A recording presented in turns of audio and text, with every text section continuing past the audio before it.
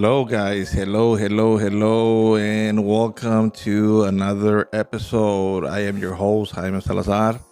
And for all of you that it's been the first time that you tune into our channel, I'd like to thank you for tuning in, and for the rest of the people out there that has been already subscribed to our channel. I literally want to thank everybody, each one of you, for tuning into our channel and making it grow little by little.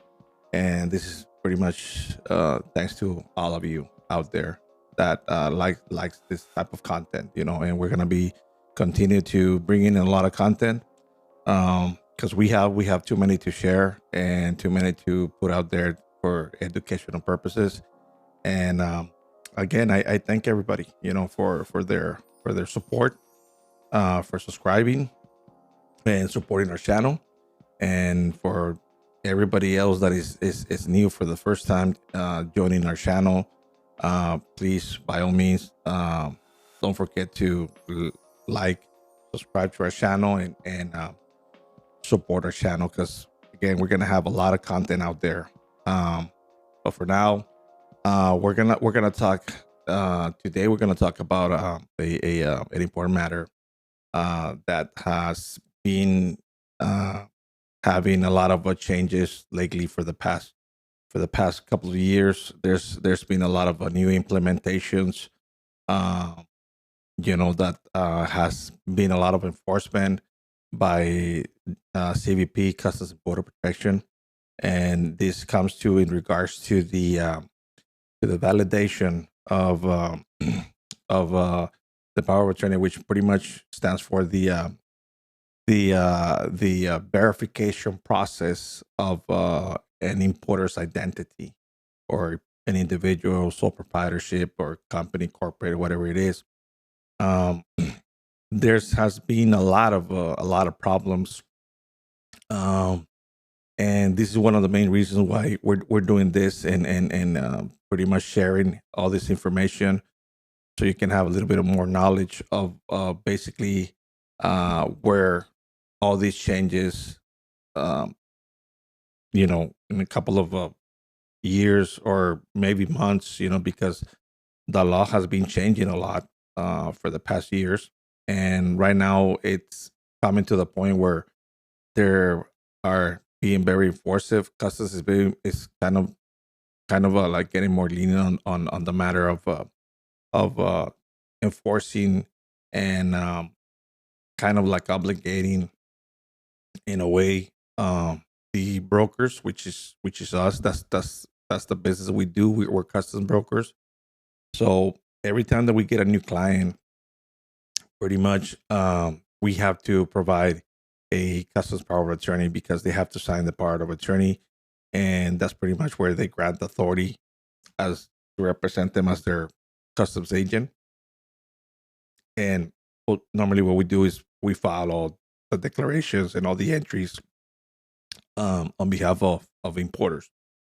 Now there's a process, there's a process. Back in the day, there was minimal information that was needed to require from the importer signing the power of attorney.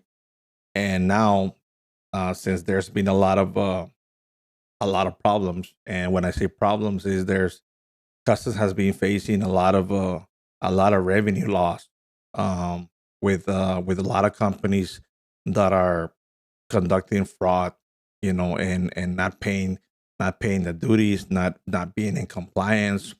And the reasons why they go about to do these things is because, um they when you have a new importer. And again, I'm not talking about all the importers. I'm not talking about, um other brokers, because again, it's a matter where, like, there's good and bad importers, as well as there's good and bad brokers. And when I say that, is because, the importer, the prospective importer, or the new importer, that normally what they try to do is they try to, um like customs call it, like broker shop. They like to shop around to see which broker is not enforcing a lot of requirements, for verification purposes. So they, in a way, they try to conceal their identity or the company's identity, because again, in a way, they go about doing that. There's a lot of regulations that that pretty much tells us what is require us to, you know, uh, for the importer provide to the broker. And there is a lot of proposed new regulations that customs has been pushing for enforcement. And but at the same time, they are already letting us know that we must continue with the best practices, and trying to identify who we're doing business with. Bottom line is that a lot of importers, sometimes when you want to request documents from them, meaning to verify their identity, a lot of them refuse to provide that information.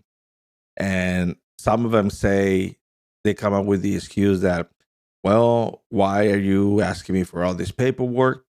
And if the other broker did not ask me for anything.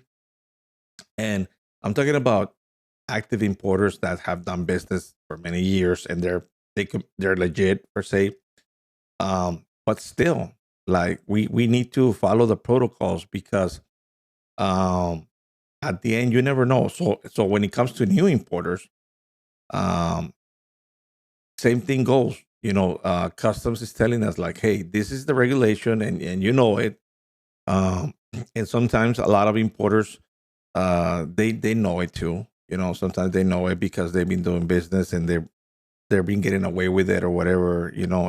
There's a lot of companies out there that, they're like fixtures companies, and their only intention is to conduct those type of frauds, and you know create this problem. So bottom line is, like, customs is like, there was a federal register issue in 2016, I believe so, where they're talking about several proposals that they're planning to implement and enforce, and put it out there as soon as possible. Um, but at the same time, there's like non-binding suggestions of the procedures. And the other part is, like, again, like, the broker has to use their best practice and criteria when determining whether they want to conduct business or not with this particular importer. Because the uh the legit brokers, per se, that ask for information, um they know, and they're aware, like I am aware, this is why, the reason why we're doing this content right now. Because even though certain requirements are not stated on the particular regulation, still under the new rules that were implemented and changed, um, customs is, if we don't conduct our proper reasonable care and trying to obtain as much information we can from the importer to actually verify that the company's existence is a legitimate company, and the person that is authorized to sign on the power of attorney is who he is, like a company officer or CEO or whatever, like somebody that is authorized under the articles of incorporation of the company, or whatever, president, vice president. So we have a process that we need to verify.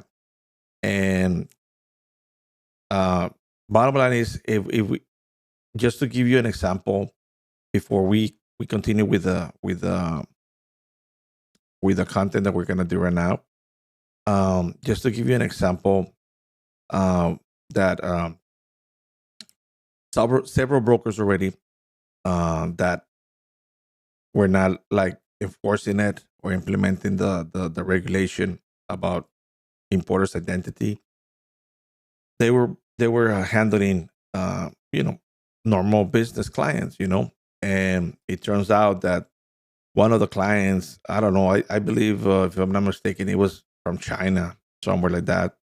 And they were importing, I believe they were importing, I believe it was steel or something of that nature, that was paying a lot of anti-dumping, countervailing duties. So pretty much, um, the dumping duties and all those type of duties, they're very high duty rates. They're like 25, 20, 30% duty rates. So they pay a lot of money. So the broker obtained a power of attorney and everything, and he didn't go to the extreme of verifying the importer record. So on the course of a week, on 1 week, on the course of the week, that importer record imported more than $1 million in revenue that they needed to pay, uh, that revenue, which are the custom duties, the dumping duty, countervailing duties, whatever was involved in it. But it was more than $1 million of revenue. I mean, obviously the broker uh, was expecting for the importer record to deposit the amount of the duties, and so they can go ahead and return, post pay them through the automatic clearing house, the ACH. Um, Turned out to be that after weeks of importing such merchandise, um, it reached the point that the broker needed to pay already, because normally when we have 10 days from the import date to pay the customs duties, right? So when that point reached out to pay those custom duties, um, it turned out that the client was not responding to the broker, and so he was like, they don't answer my calls. And then I believe it was gonna reach to the point of the 10 day already. It was like, I believe it was like the 7 or 8 day where he was trying to make the collection for the custom duties. And bottom line is, they never answer their phone. So the broker ended up presenting the paperwork without the proper duties attached to it. Like he didn't pay the duties, right? Because obviously they didn't pay him, so he didn't pay the duties. Um, so afterwards, like, he got a notification from customs, where, like, trying to find out, you know, what happened with the duties and whatsoever. No, they were trying to reach him, so they reached the broker, and then the broker was provided the telephone number, the minimum information he had to customs, and customs tried to reach out to the importer record, and same thing goes, they couldn't get a hold of the importer record. Um, so they found out that there was a lot of revenue loss right there, more than $1 million. That's in 1 week only. Um, so obviously they came back to the broker to ask more questions, you know, and they told him, like, I need you to send me all the complete file of upload all the entries, all the entries you generated in the course of the week. Uh, Send them to us via DIS, and we're gonna review them. We're gonna review the entries, and I need you to send me the complete file uh, for that particular client, for that particular importer. And obviously, what he means by file is, send me all the information of the company, everything that you have that identifies that person and company. And obviously, the broker did not provide anything, because he stated that the customs law, it was a minimum uh, detailed information that he needed to obtain. So apparently to him, he was in compliance, right? Under the law. And sad to be true, um, there were changes on the law where now customs can see the broker that he did not made any efforts or anything like that to conduct proper supervision and control over the business he was conducting with this particular importer. And one of them is verifying the information to be adequate, before you conduct business with this new importer. So under that law of the change, what happened was that the broker ended up getting penalized by customs as well for not complying with the responsibilities and the duties as a customs broker.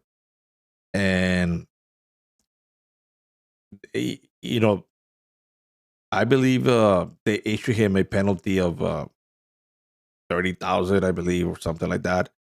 And obviously, he argued it, in a way where, like, you know, he tried to defend himself, but customs was very enforcing the man. And so what happened was that they reduced the penalty. I don't know, I don't recall. I think it was like half of it. But still ended up paying a penalty because not non-compliance. And he was an virtue of losing his broker license and permits and everything because there was so many entries are involved. It's like more than $1 million that are involved. That's a lot of revenue loss. So customs is gonna like go crazy about it. He's gonna, uh, you know, try to collect. So again, then customs went to the uh, the the customs bond that the surety that was granting the security of the continuous bond for this importer record. And sad to be also as well, they couldn't pay the entire amount because the coverage of the bond wasn't enough uh, in the policy to cover all those expenses that customs was trying to collect. So they ended up working a deal between them, and then again the surety company, after all the storm and everything, they went back to the broker and they wanted to sue the broker too, and they wanted to in a way trying to collect the money because at the end is like the broker failed to you know pro, to enforce those regulations, and that's what happened that you know uh bottom line, it turned out to be a very bad experience for them, and that's why customs is being very enforcing. And right now we're going to talk about that subject matter, when it's about you know identifying the importer record. And at this point, customs is pretty much saying, you know what, um, just remember that you as a broker have a responsibility and you have a duty under the customs laws, and you have a duty to obey them. You have certain obligations. Whether you want to follow them or not, it's up to you. But again, if we feel that you were weak on obtaining such information, we're gonna find out, based on the paperwork you provide us. So bottom line, regardless of whether it's written there or not, and regardless of whether the importer record was not provided or not, that's gonna be your call, your criteria. Because again, that's part of your responsibility to try to identify who we're doing business with. So, um, and this is what we're gonna go through it right now briefly, so we can, let everybody know of this new proposed rules that are gonna come up, and obviously what are the responsibilities of everybody involved, which is the importer, customs and brokers, and all the parties that are involved in the transaction. But again, before we continue, again, I I want to thank everybody for tuning into our channel, and we're gonna get to the seminar that we're gonna do right now, and which is gonna explain a lot of details, so everybody can try to better understand and hopefully, next year everything gets more like cooperative with the clients, and again, this is for new entities, for new clients. Even though they've been doing business with someone else, um, and they want to hire your services, again, there's a process that you need to follow, and within that process, again, like we need to enforce it, because at the bottom line is customs is gonna come back to us. It's gonna say, "Hey, that's your fault," nobody else's. So again, whether they wanted to provide it or not, I mean, there's a reason why they don't want to provide it. So I mean, if they provided it and they uh they comply, there shouldn't be any problems. But if you feel that they're not providing you the proper information for the safety of all the parties involved, but again, like, it's a call that you're gonna have to make a decision, and again, like, sometimes you end up losing that client, that prospective client that you're gonna be doing business with for the first time. But it all depends. Hopefully, this seminar, this content that we're gonna put right now, it's gonna help out clear several issues, and we're gonna explain on it. But again, I thank everybody for your support, and don't forget about it. Don't forget to subscribe to our channel.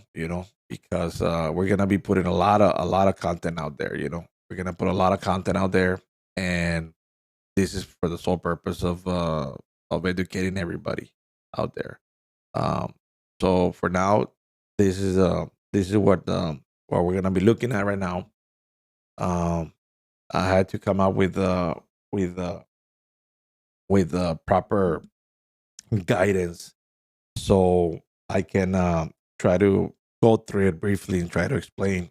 So pretty much, um, this explains the importance of verification of importer's identity and part of attorney from a custom broker, which is our main course of business. And talks about the legal power of a custom broker is a fundamental document for the proper management of foreign trade operations. This legal power allows the custom broker to act on behalf of the foreign and resident importer, carrying out procedures and formalities with the customs authorities. Pretty much, they grant us authority to do that, and that's what we're gonna do. So again, just you know, just make sure that they they comply with all the requirements. Because other than that, like, we're gonna be facing a lot of problems, if we don't comply with the requirements. So right now, it is we're talking about the what is the power of attorney, pretty much. So the power of attorney, pretty much like the current regulation, uh in the custom broker context, a valid power of attorney is a written appointment of a broker as a true and lawful agent of the principal, the client, allowed to transact customs business on behalf of the principal. And the regulation that governs the power of attorneys are set forth in Title 19 Code of Federal Regulations, Part 141, Subpart C of the federal regulations, the customs federal regulations. And obviously it says here, before conducting customs business, that's referring to the broker, that before we conduct customs business, um, however, before customs broker may transact customs business on behalf of a client, the broker must obtain a valid power of attorney under the same regulations, where they authorize the customs broker to become the client's agent to prepare and file necessary customs documents on their behalf. This is pretty much what it stands for, and we need it. Bottom line. Um, what is the essential elements of a power of attorney? Pretty much number one is like to verify importer's existence and identity. And like it reads right here, additional information that a broker might request includes, but is not limited to, the registration of the importer's business with a state government and the articles of incorporation in which that business is formed. The client's name, address, telephone number, email address, business website, trade or fixture's name, all the information. That's the pedigree of all the information of the new client. In addition to verifying each data point collected, the broker will be required to check if the client is a sanctioned or restricted person or entity, or if the client is suspended or debarred from doing business with U.S. government. So bottom line is, I mean, as you can see here on that particular section, for a fact that there's a lot of clients out there that have already on the restriction, sanction or restricted entity list, which is the blacklist of customs. So there's a lot of companies out there that are already on that list, and there's a lot of individual people as well that represent several companies that are already on the list as well as individuals. The broker must use as many of the recommended verification means as necessary to be reasonably certain of the client's identity. Identification of the grantor or officers.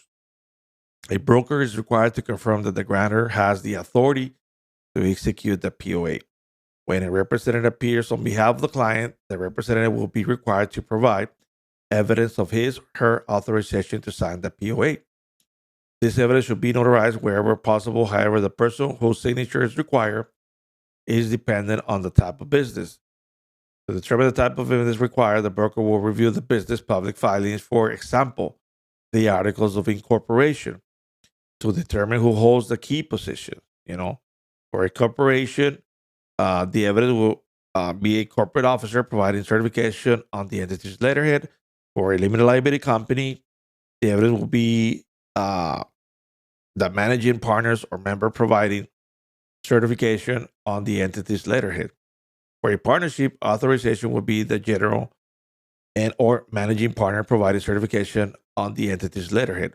For a sole proprietorship or individual, evidence of authorization will consist of a certification authorized by the sole proprietor or individual stating that the representative was authorized to sign on behalf of the individual or sole proprietor. So pretty much, it's pretty much telling you like, hey, like, go the distance, figure out who's signing, make sure that the person that's signing it has like, his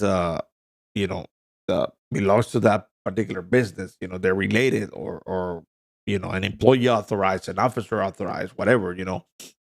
We need to go to the distance, to verify those information, and obviously one of them is like also like, protect brokers' business. The protection of the broker's own professional business interests and continuing obligation to demonstrate reasonable care involves determining that a POA is valid. The protection of a license and permits by avoiding disciplinary action against brokers in the form of suspension or revocation of such licenses and permits or assessment of monetary penalties. So now we're talking about why it's an essential element for the broker as well, because I mean, obviously, we want to avoid, getting penalized from customs or going to put at risk that the license can be suspended or revoked or whatever the case is. Obviously, you want to avoid all those things. And more than anything is prevent identity theft. Because there's a lot of it. The importer, this improved broker knowledge will allow for commercial fraud prevention and revenue protection, and help prevent the use of shell or shelf companies by importers who attempt to evade the customs laws of the United States, preventing the use of shell or shell companies by importers will help reduce instances of a misclassification of merchandise to avoid duties, protect against intellectual property rights violations, reduce anti-dumping countervailing duties, fractions, and reduce the importation of unsafe merchandise. So pretty much, we're trying to also as well prevent identity theft because again, you can have a new client and the client can say, well, like, I'm not gonna do this, I'm not gonna provide this, I'm not gonna provide that. Well, how do I know, you know, uh, the company that you're uh, granted me the power of attorney? How do I know the company belongs to you? Or how do I know that you represent legally that company? How do I know you're not stealing the information that you're going to provide me? And, you know, because they do that. I mean, it is a fact. It is a fact that they do that because customs has been having a lot of problems. Okay. So they do it. They're finding a way to do it the same way people get their identity stolen by other people that do fraud, and they use your personal social security to obtain gain out of it, try to apply for credits and stuff like that. It's the same thing, guys. The same deal. But here we're dealing with corporate companies. So again, it's the same deal. There's nothing changes. It's the same thing. So uh, that's why there are elements, very important elements of verification process because of everything that we need to avoid. I want to avoid getting penalized. I want to avoid identity theft. I want to avoid getting sued by the actual company that you stole the identity from. You never know. Like, we're just trying to protect ourselves. We're the integrity of the business and everything. And I don't want customs going uh, against us and say, "Hey, you didn't comply with this. I'm sorry, but like, it's not enough evidence here, and nothing that we have here is gonna help us resolve our matter." So bottom line is you failed to comply with your obligations and responsibilities. So here we're talking about obligation responsibilities of the custom broker. Legal representation. Custom brokers serve as authorized representatives for resident and non-resident importers managing complex transactions in accordance with 19 Code of Federal Regulations, Part 111. They provide essential intermediate services between importer and CBP. Again, we're in the middle of customs and the importer or record. We're the middleman. So we need to make sure that everything that passes through us and goes to customs, we need to make sure everything's in compliance, and properly verified. Uh, Documentation management. Brokers maintain comprehensive records of clients' transactions, track shipments, and handle duty payments to CBP. They must keep current documentation to ensure compliance with federal import and export laws. And again, Part 111, Subpart C, identity verification. Brokers are required to maintain detailed records of importer identity verification. Failure to collect and maintain this information can result in monetary penalties and potential license or permit revocation, permit suspension or revocation, either or. It all depends on how serious the situation is. If they don't see it as a gross negligence, fraud, it all depends on the circumstances of the situation and depends on how they're gonna uh how his customer's gonna kind of qualify it, to be gonna say, what, like it was like done on purpose with knowledge, with the intentions. And again, you gotta be very careful.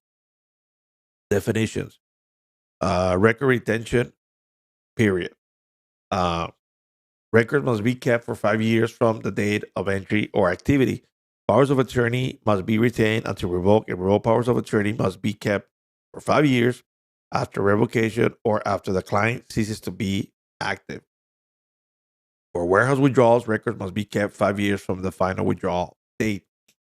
And this is talks about the power of attorney. How long do we have to retain it with the records? With everything that is included. We need to have everything in case customs wants to see the paperwork. So it all depends. Uh, Customs brokers, a licensed professional authorized to transact customs business on behalf of others. That's the meaning. Okay, that's the definition of a customs broker. Customs business. Activities involving CBP transactions, including merchandise entry, classification, valuation, duty payments, and document preparation. Excludes mere data transmission and corporate compliance activities.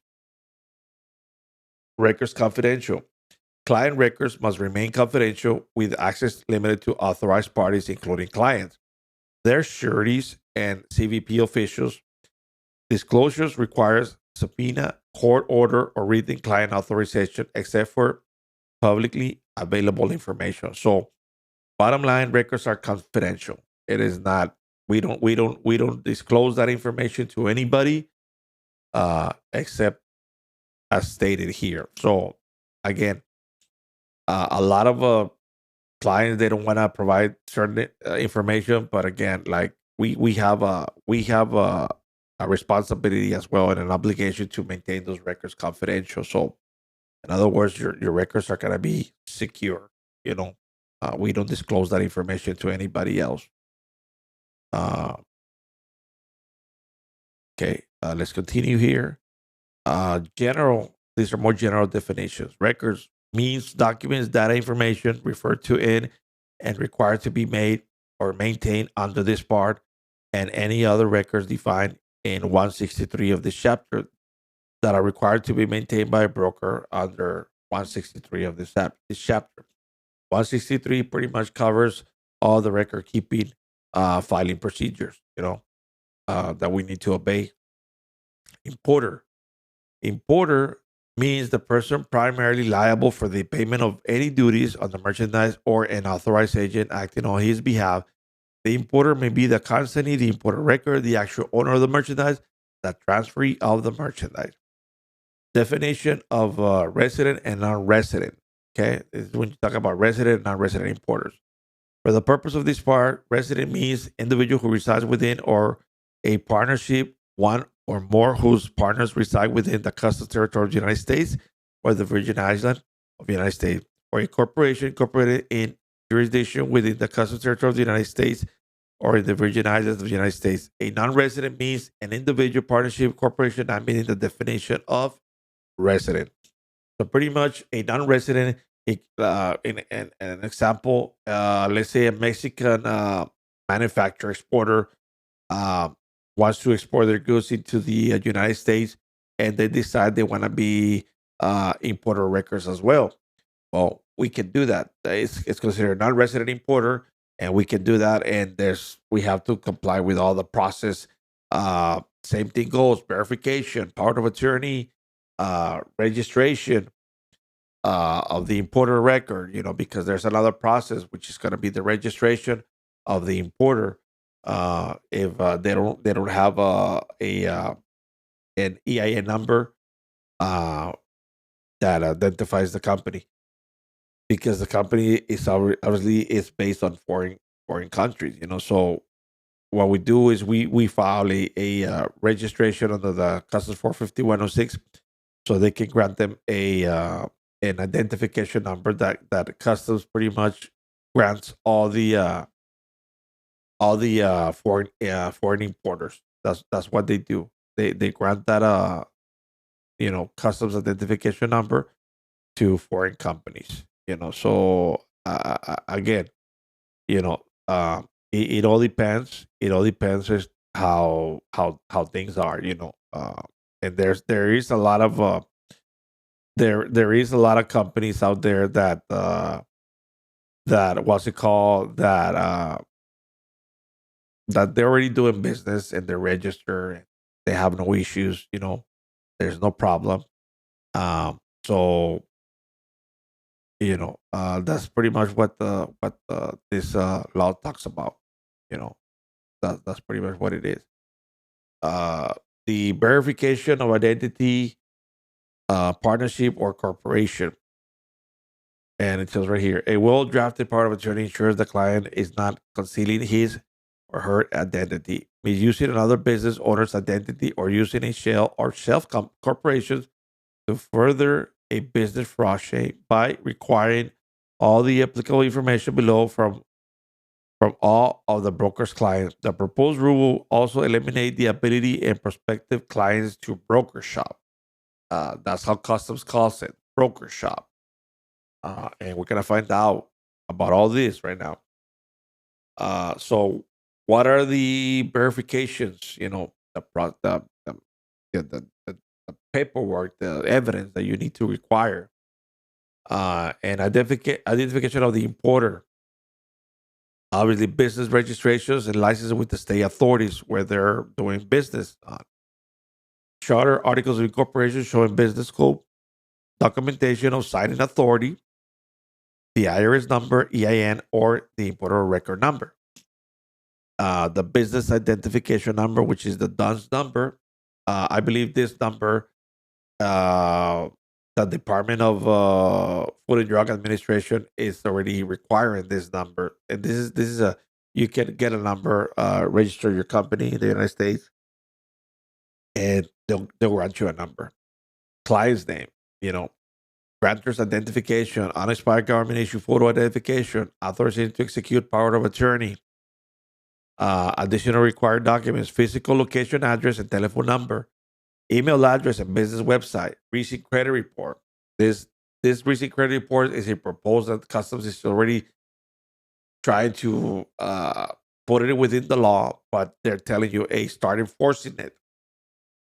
Verification of sanctions, restrictions, status of the companies.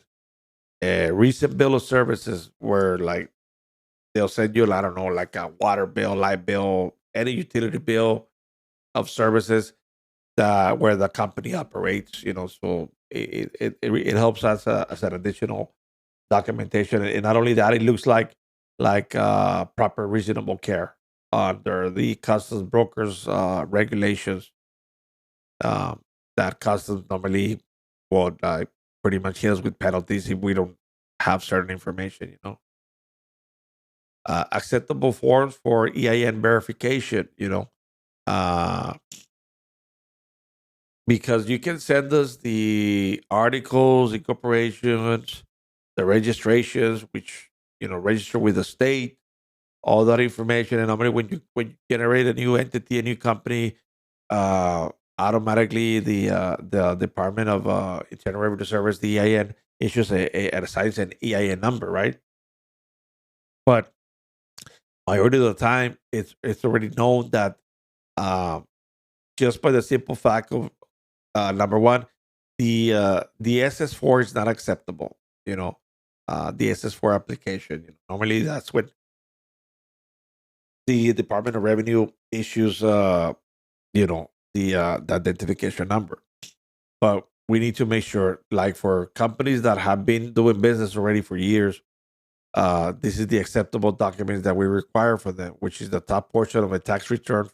Obviously, you can block your financials. We're not interested in that. We just want to see what we want to see, which is the top portion of it, and where it relates to your business name, your and identification number that was assigned, because those are your pretty much your declarations have you done within the company, which are these forms: the CP 220 notice, Form 9041, 941V, Forms 1040, 1065, 1096, 1120s, 1120s, which is the yearly declarations, and talks about all the other forms right here.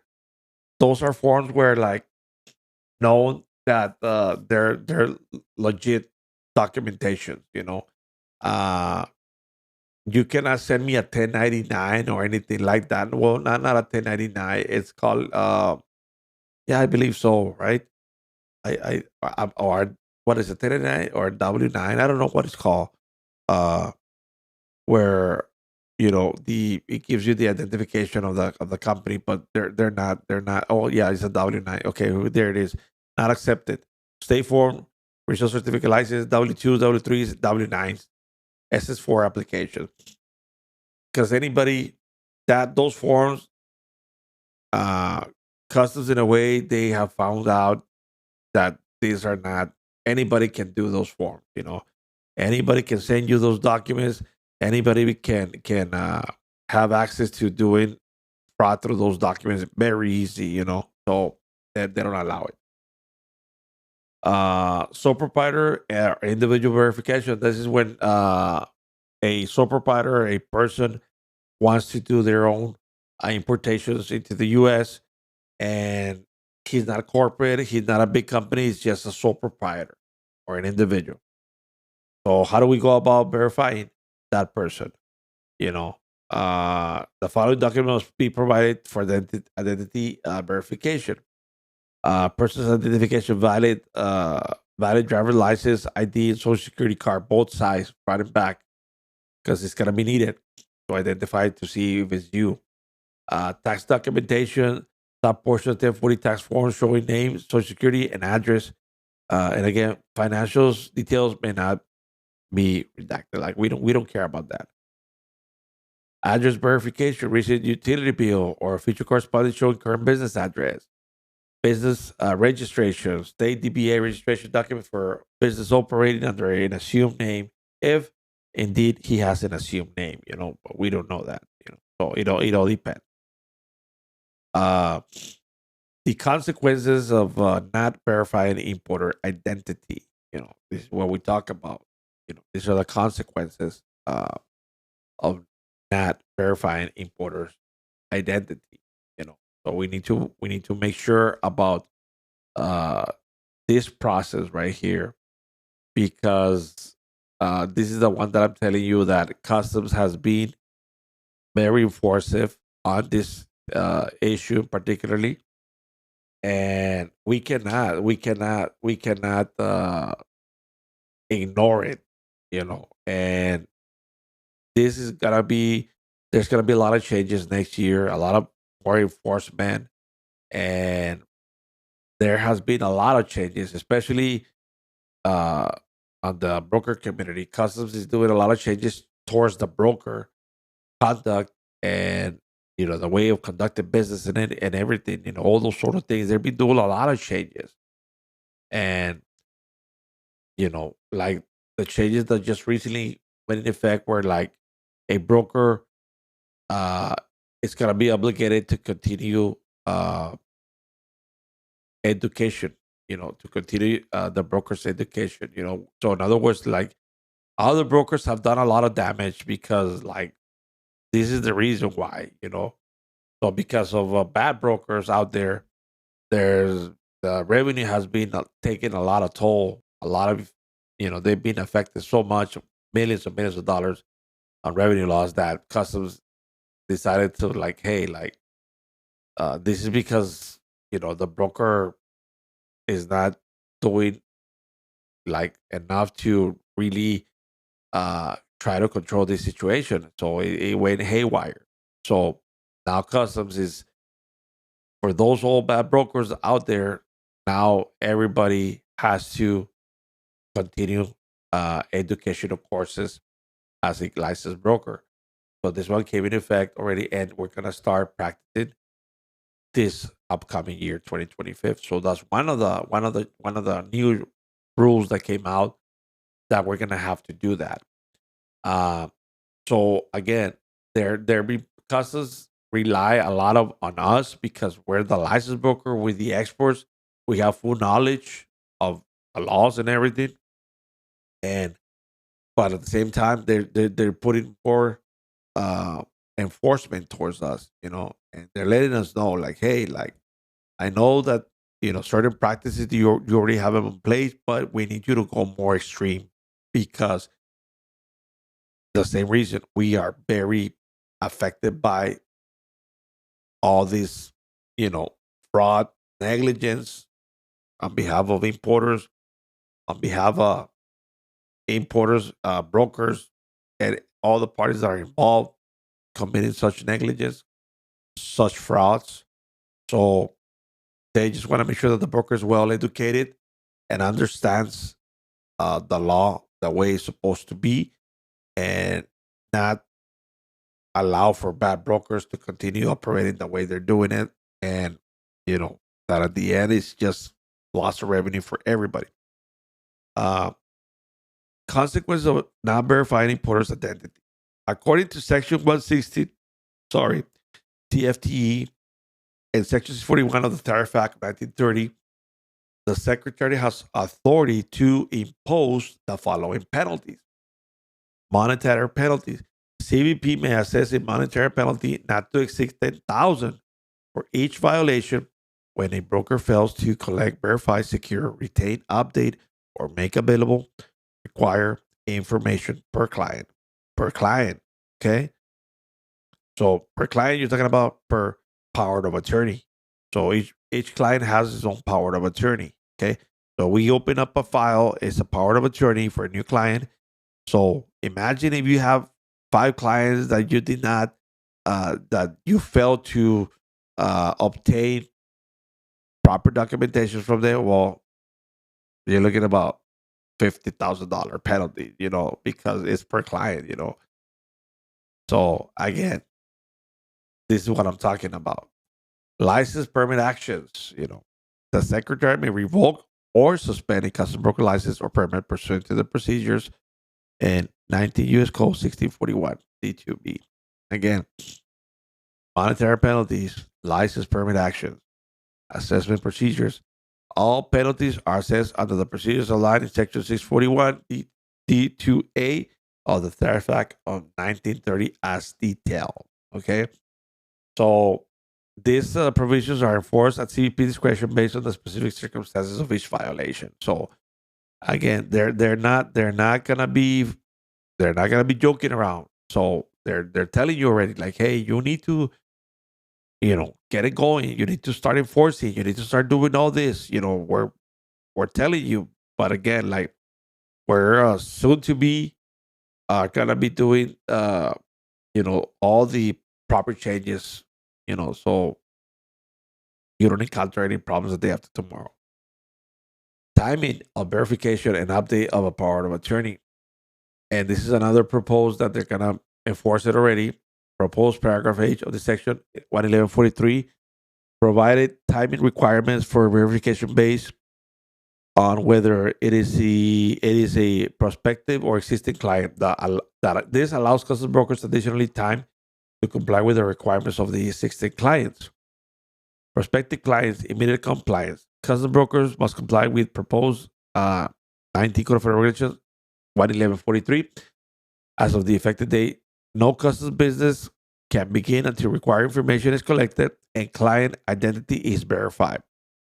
And then again, annual verification required, meaning that every year anniversary you have to verify that the person, the company hasn't had any legal changes, company structures or anything like that, change of entity names and stuff like that. Like we need to make sure that everything is remains the same. Existing partnership clients 2-year window. So for partnerships, for existing clients with a POA issued by a partnership custom broker have 2 years from the effective date to verify client's identity and update records. This time it aligns the partnership POA limitations. Annual verification required after initial verification. So again, this talks about the partnerships. All other existing clients 3-year window. All existing clients must be verified within 3 years from the date effect from the effective date. This extends period accounts for the volume of existing POAs and verification processing time. Annual verification required after initial verification. So again, like this is something that Customs is like implementing and enforcing a lot. And again, we're gonna have a lot of changes, a lot of enforcement, guys. So it is very important. It's super, super important for the importers and everybody else get knowledge with it, educate it, because again, it's gonna be exploding sooner or later because customs already is like, hey, like, you know, be careful because you know what you have to do. So right now we're like halfway of this tutorial. I'm gonna take a short break to edit some content real fast and continue with the presentation. I'm just gonna take a mini short break. And again, don't forget to subscribe to our channel if you like our content, because we're gonna be putting more out there. And we're gonna be right back. I'm just gonna take a short break. Okay.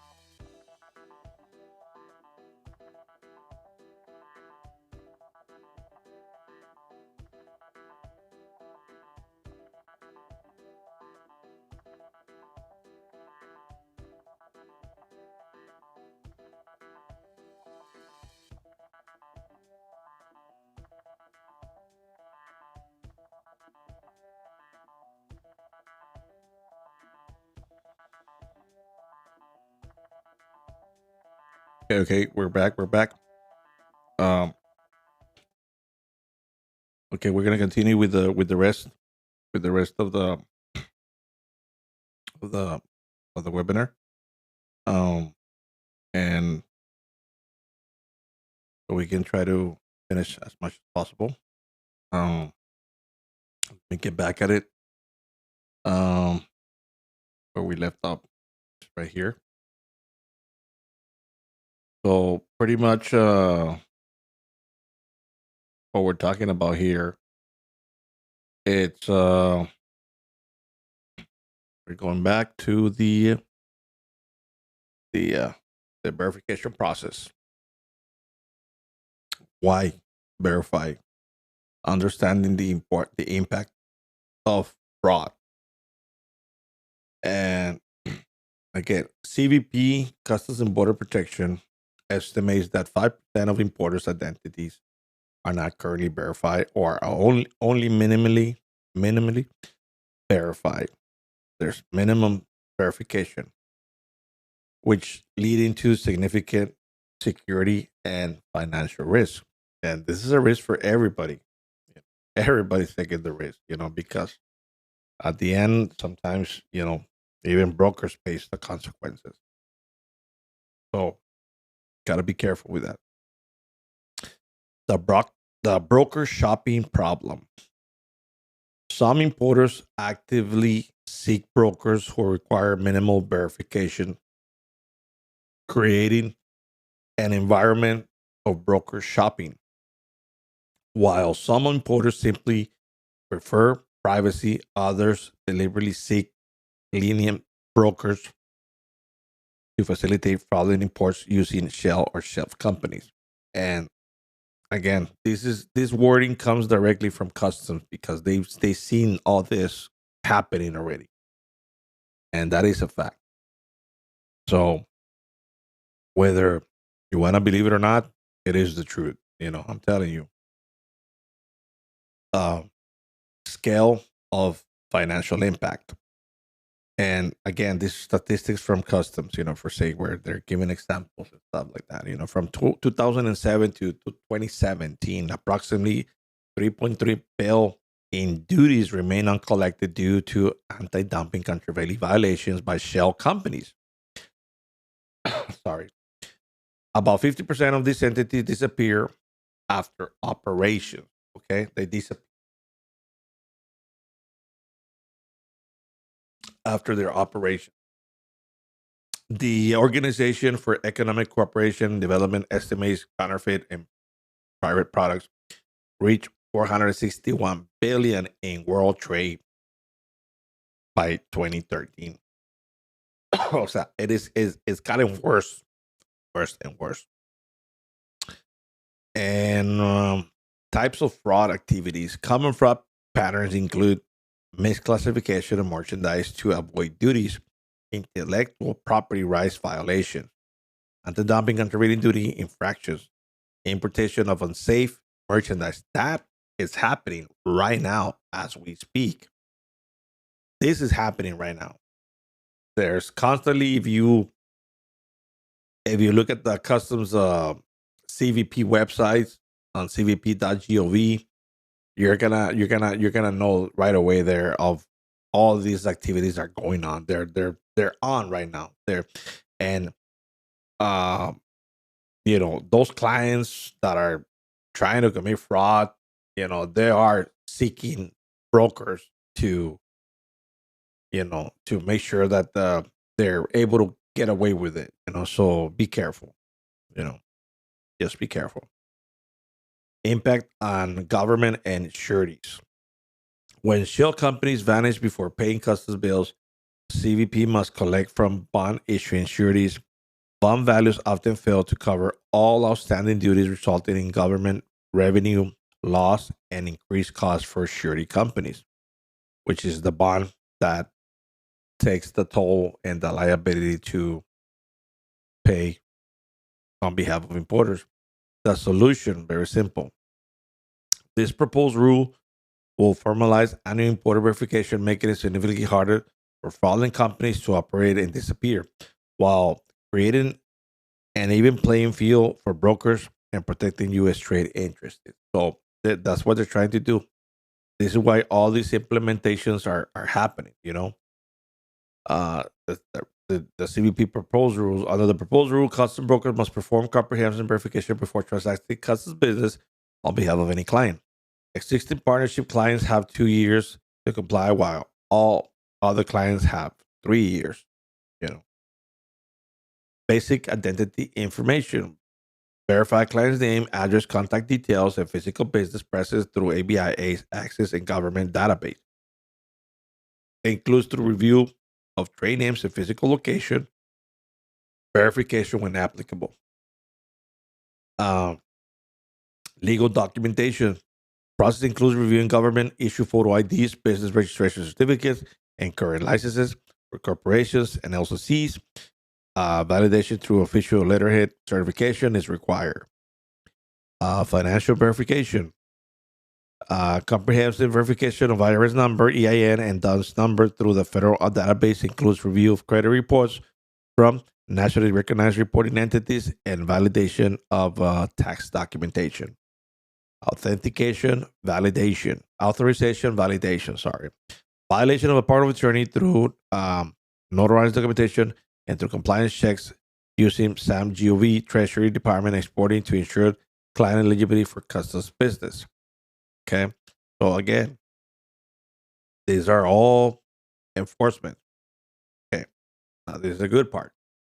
Penalties for failure to collect required information. And this is sometimes what a lot of clients don't understand. You know, and they put us on a spot, and nothing we can do about it. We're trying to protect ourselves as well. Monetary penalties under Section 116 of TFTEE 19 U.S. Code 6041. Custom brokers may face monetary penalties up to $10,000 for each violation related to failure to collect required information. License suspensions or revocation. CB has authority to revoke or suspend a custom broker license or permit according to the procedures in 19 U.S.C. 1641. Compliance requirement. Penalties apply to a failure to collect, verify, secure, retain, update, or make information available for inspection as detailed in 19 CFR 111 subpart E. Meaning that customs can request those documents at any time, and you have to make them available. And if you don't, well, guess what? Boom, it goes to the monetary penalties, or even suspending your broker's license, not revoking it, but probably suspending it. And obviously, you would lose a lot of business. So again, this is something that you don't wanna you wanna try to avoid going against, pretty much. That's the key element right there that you need to try to avoid dealing those problems, because you're still gonna face those problems, So now validating the power of attorney, that's right here. Because the power of attorney EPOA authorizes the movement of goods into the United States, the validation is critical for national security and broker compliance. In-person verification. Complete POAC in person when possible. Sometimes it's very impossible to do that, because imagine if everything has to be due in person. That'll incur a lot of expenses for everybody. Review an expired government issue photo ID. You need to do that. Verify grantor's authority directly. Business location verification. Confirm physical brick or mortar location. I mean, it's ridiculous how it sounds, but it is what it is. Verify business registration with state. Validate trade names and business presence. Pretty much you want to make sure that they're conducting business. They're there. Digital authentication. Cross check ACE system information. Verify website authenticity, and check DUNS number and credit reports. And customs be coming with a lot of new stuff, for proposals, including this credit report issue. And obviously you would ask for credit reports if you're gonna end up under the terms of credit that you're gonna grant if they request so. I mean, obviously, it all depends on the terms of credit that you're going to have with the client for your bills or services. And regardless of anything, you still need to obtain a credit report for that, because you need to make sure what the status is. Compliance screening, screen against U.S. government sanctions lists, verify EINs and tax identification, check export enforcement database. You need to make sure that you go to the extremes again. This is what they're telling you. Go to the extremes. Electronic signatures on the power of attorney. So this in person cannot happen the majority of the time. It's impossible. That's why electronic signatures on powers of attorneys are okay for now. They haven't specifically stated a regulation or ruling where uh, otherwise it doesn't accept it. So this talks about a little bit of that. CVP position on electronic signatures. In general, CVP requires custom brokers to obtain a valid power of attorney before conducting custom business, while CVP regulations don't specifically address electronic signatures. An electronic signed POA isn't automatically invalid. The POA agreement establishes an agency relationship governed by the state law rather than CVP regulations. Applicable law and jurisdiction. The parties creating the POA agreement determine which state law applies. This includes cases involving non-resident importers. CVP doesn't dictate which state or foreign law governs the creation of a POA between a broker and a client. The CVP role in POA validation. While CVP may assess whether a POA is valid as part of a fact specific determination, they don't provide opinions on state law compliance for electronic signatures. The broker and client must determine sufficiency under applicable state law. CVP cannot revoke agreements between parties as they're not a party to the POA. Okay. So again, we gotta be careful. Preventing illegal import activities, the chain of fraud. Understanding how fraud activities unfold and impact diverse stakeholders help illustrate the importance of proper vetting. Initial fraudulent setup. Fraudulent importers specifically target brokers who have lenient verification process using sales shelf companies as fronts for importing illegal goods into the United States. Detection and evasion. When customs brokers or CBP discovers these illegal activities and attempts to enforcement, these shell companies simply disappear, evading penalties and responsibilities. Financial impact. CBP must then pursue sureties who issue bonds for the imported merchandise to collect outstanding duties, taxes, and fees. However, bond values often fail to cover all outstanding amounts, resulting in revenue loss for CBP. Broader consequences. This fraud affects the entire economy.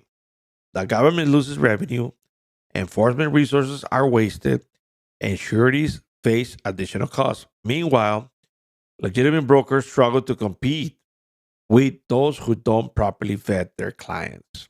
And that's the truth. An example of that is like they always tell you, why are you asking too much information if the other broker wasn't asking for too much information? Well, you should stay with the other broker. You know, stay over there. Like I don't need to be dealing with a client that doesn't want to understand both sides of the story, because I get in trouble just because you say no. I'm sorry, but like I don't want to get in trouble, simple as that. So I mean, if you're gonna come up with the same story like the other guy, well, stay with the other guy. Simple as that. Don't worry about it. Like it's you do your thing, I'll do my thing. I gotta protect my investment. I gotta protect my interest of the company as well. So I'm sorry. Solution to verification by enabling brokers to move to more effectively vet importers. We can reduce bad actors, decrease government revenue loss, reduce surety costs, and create a more level playing field for all brokers. And this is what the goal is. This is what the goal is from custom. The solution is there. We're trying to little by little educate, put resources out there, enforce, and make sure it's complied with. Need and purpose of the rule. Uh, CVP key partners. Again, this is us. Custom brokers are licensed professionals who help navigate complex imports regulations and requirements as knowledgeable intermediaries with visibility into client operations. They play a crucial role in preventing fraud and ensuring proper revenue collection for CVP. Competitive disadvantage challenge. That's how they call it. Brokers who probably verify their clients face higher operational burdens compared to those who don't. This creates an unfair market dynamic where fraudulent importers can seek out brokers with less stringent verification process. And, it comes down to that majority of the time. But then again, we find out later down the road that that broker got into a lot of problems with that client. So again, like just and I'll tell you one of the examples where like the broker did not ask for many information, and then uh, this broker ended up paying the duties on behalf of the client, but he financed those duties to the client, so he ended up paying, I don't know how much money he ended up paying, but he ended up paying more than $100,000. Guess what? He got stuck with that, and they never paid him, and the importer, you know, got lost somewhere, and the broker got stuck with that liability where he had already paid. There's no way to recover that. So again, this is what happens. So I mean, there could be a disadvantage, but at the same time, there's could be consequences. So that's your choice. Protecting U.S. interests. Proper verification serves as a critical safeguard protecting importers, securing U.S. revenue, and ensuring compliance with Title 19 CFR Parts 111 and 14146. The best practice is essential for maintaining the integrity of international trade. So that's the main interest there. We're trying to do that. That's the main one. Now, talks here, voluntary verification process. Broker's unique position as the importer agent, custom brokers are legally situated to collect and verify crucial identity information from clients. Voluntary information collection. While additional information collected from importers remain voluntary, it plays a vital role in maintaining the quality and integrity of broker records. Verification methods. Brokers must utilize multiple recommended verification methods to ensure reasonable certainty of the client's identity. So, I mean, again, there's a lot of issues out there. Um, now, the reference tools, here it is, the Federal Register, the links right there, Code of Federal Regulations, and obviously our contact information right there in case anybody wants to contact us, you know, by phone or email. They can uh, they can do so uh, by contacting us on via telephone number or via email, and they can subscribe to our channel for more tutorials, and they can gain knowledge. Even like us on Facebook. We're there on Facebook as well. So again, and this is pretty much a simple power of attorney, which is under the Customs for 5291, maybe used for giving power of attorney to the customs business. So again, this is just the more simple power of attorney, but the power of attorney that we normally send out is more detailed, has more language, and has been implementing a lot of added information into it. So just make sure that you know that when you sign on the power of attorney, uh, gotta make sure that that you read carefully all the details on it, because it talks about a lot of things that been happening, and there's a lot of wording in there that it's gonna protect everybody's interests. Company's interests and stuff like that. So pretty much that pretty much cover all the the information that we're gonna put out there. Um, I hope the content was satisfactory for everybody. That you guys enjoyed it and liked it, and hopefully uh, you ended up learning something from it. And if so, pues again, like I thank you. I thank you for like tuning to our channel and following us, and hoping that again this content actually opens a lot of minds out there, especially when you're dealing with importers, because a lot of importers seems to be that either they don't have the knowledge or they have the knowledge and they try to avoid it and ignore it, but the consequences are there. So pretty much, you know, we're like in between of both fighters. We're the referee, and we need to make sure that everything's in compliance before we go to the next step. So regardless of anything of the outcome of the situation, uh we're gonna be involved in it. And like custom says, like if you don't follow the proper protocols, the guidances, and stick with the regulations and the enforcement part, you're gonna be another victim as well. And not only you're gonna be a victim for that uh importer that commits frauds and everything, but you're gonna be a victim because again, we're gonna ask for information and you're not gonna have any information. So guess what? We're gonna hit you with penalties. And if you continue to do that, it's gonna be seen as a negligent conduct, uh, and that knowingly you're doing it on purpose. Knowing the fact that hey, like I'm wrong at this. Like this is I need to enforce it, and you're not doing it. You're being negligent in conducting it. Uh, Face the consequences. But but again, that's pretty much it. What we have on this content. I hope you guys enjoyed it. And again, like I want to thank everybody for supporting our channel again. Little by little, we're growing our audience, and that's pretty much our goal. And again, if you enjoy it, please by all means uh follow our channel, like our channel, subscribe to it, share the links, whatever you can do to help um grow this channel and try to get this information as out there as possible. It's truly a sensation for us that you're willing to do that. And again, we're gonna continue with putting a lot of content. um we have more content coming in, and we have bigger contents that are we going to be adding to it, and we're working on it little by little.